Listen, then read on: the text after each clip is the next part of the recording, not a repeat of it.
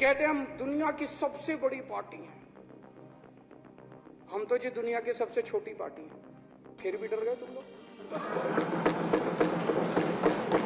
चुनाव आयोग वो संस्था जिसके कंधों पर संविधान ने, बाबा साहब अंबेडकर ने जिम्मेदारी डाली है कि वो समय पे चुनाव कराएंगे, निष्पक्ष तरीके से चुनाव कराएंगे।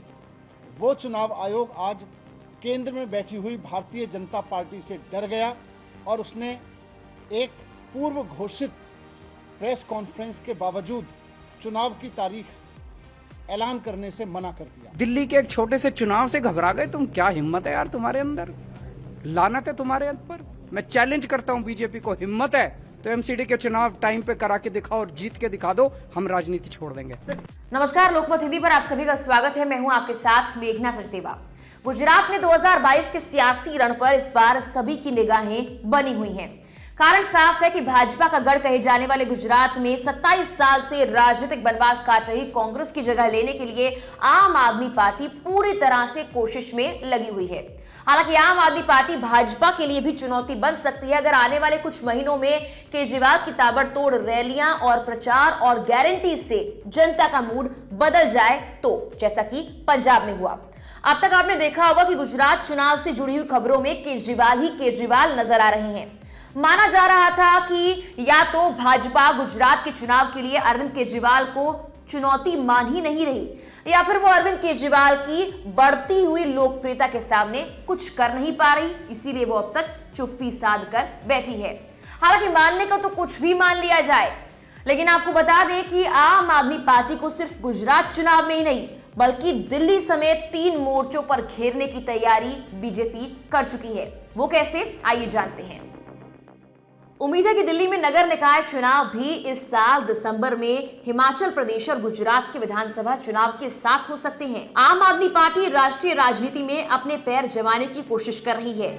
इसके तहत दिल्ली और पंजाब के साथ देश के अन्य राज्यों में राजनीतिक जमीन तलाश रही है। इस क्रम में पिछले कुछ महीनों की बात की जाए तो गुजरात और हिमाचल प्रदेश में आम आदमी पार्टी ने अपनी तैयारियां तेज कर दी हैं, क्योंकि आम आदमी पार्टी को लगता है कि कांग्रेस की जगह लेने में वो सक्षम है। कांग्रेस वर्तमान में अपने सबसे खराब राजनीतिक दौर से गुजर रही है। कांग्रेस हिमाचल और गुजरात में कई दशक बाद पहली बार अपने 2 दिग्गज नेताओं वीरभद्र सिंह और अहमद पटेल के बिना चुनावी मैदान में उतरेगी। हालांकि सवाल यह कि क्या भाजपा अरविंद केजरीवाल की नेतृत्व वाली आम आदमी पार्टी को सीमित करना चाह रही है, क्योंकि उसे हिमाचल और गुजरात के विधानसभा चुनाव तो लड़ने ही पड़ेंगे। इसी के साथ अगर दिल्ली के नगरीय निकाय चुनाव होते हैं तो वो भी लड़ने पड़ेंगे। सूत्रों की माने तो भाजपा ये सोचती है कि अगर आम आदमी पार्टी को दिल्ली समेत इन 3 मोर्चों पर चुनाव लड़ने पड़े तो आम आदमी पार्टी दबाव में आ जाएगी। गुजरात में ताबड़तोड़ रैलियां कर रही आम आदमी पार्टी को दिल्ली में नगर निकाय को सुरक्षित करने के लिए पूरी ताकत के साथ एमसीडी के चुनाव लड़ने होंगे। दिल्ली नगरीय निकाय चुनाव में हार आम आदमी पार्टी के लिए विनाशकारी साबित हो सकती है, क्योंकि इससे ये धारणा बन सकती है कि अरविंद केजरीवाल के नेतृत्व वाली आम आदमी पार्टी शहर में ही अपनी पकड़ खो रही है। ऐसे में केजरीवाल के लिए चुनौती बढ़ जाएगी। एमसीडी चुनाव, जिसके आगामी कुछ महीनों में कभी भी होने की संभावना है, 2024 के लोकसभा चुनाव से पहले भी राष्ट्रीय राजधानी के मतदाताओं के मूड का आंकलन करने में महत्वपूर्ण भूमिका निभाएगा, क्योंकि दिल्ली की सभी 7 लोकसभा सीटों पर 2014 और 2019 के चुनाव में भाजपा ने जीत हासिल की थी। वहीं मीडिया रिपोर्ट्स की माने तो बीजेपी की तरफ से यह कहा गया है कि परिसीमन का पहला चरण भी बहुत जल्द पूरा होने जा रहा है। इसके बाद प्रशासन को एमसीडी चुनाव की तैयारियों के लिए कुछ महीने का वक्त लगेगा। आपको बता दें कि पहले दिल्ली शहर 4 नगरीय निकायों में बटा हुआ था। पूर्वी दिल्ली नगर निगम, दक्षिणी दिल्ली नगर निगम, उत्तरी दिल्ली नगर निगम और नई दिल्ली नगर निगम। केंद्र सरकार ने इस साल संसद में कानून लाकर चारों नगर निगमों को भंग कर दिया और दिल्ली नगर निगम नाम से सिर्फ एक नगरीय निकाय बनाया गया, जिसका नाम था एमसीडी। एमसीडी के एकीकरण के बाद ये शहर का पहला नगर निकाय चुनाव होगा, जिसमें भाजपा और आम आदमी पार्टी दोनों ही जीत हासिल करना चाहते हैं। दिल्ली नगर निगम में कुल 250 वार्ड हैं और अनुसूचित जाति के लिए 42 वार्ड रिजर्व होंगे। पहले रिजर्व वार्ड 46 थे। इसके बाद से कहा जा रहा है कि राजधानी दिल्ली में नगर निगम चुनाव कभी भी हो सकते हैं। इससे पहले आम आदमी पार्टी ने भाजपा पर हार के डर से इलेक्शन ना कराने के आरोप लगाए थे और अब खबर यह है कि दिल्ली के नगर निगम के चुनाव जब गुजरात और हिमाचल में विधानसभा के चुनाव है उसी वक्त पर हो सकते हैं।